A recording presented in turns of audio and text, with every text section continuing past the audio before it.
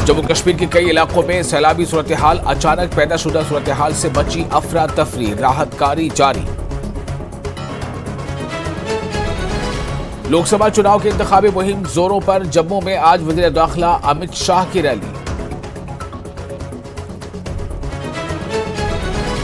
BJP का संकल्प पत्र जारी होने के बाद पीएम मोदी ने दिया पहला बड़ा इंटरव्यू। धारा 370 पर दिया बयान, कहा हमने आर्टिकल 370 हटाने का वादा निभाया।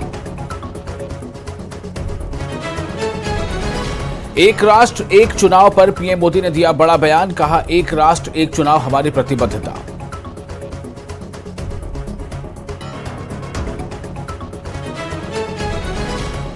किसी को डरने की जरूरत नहीं है, मेरे निर्णय किसी को डराने के लिए नहीं, मेगा इंटरव्यू में बोले पीएम मोदी।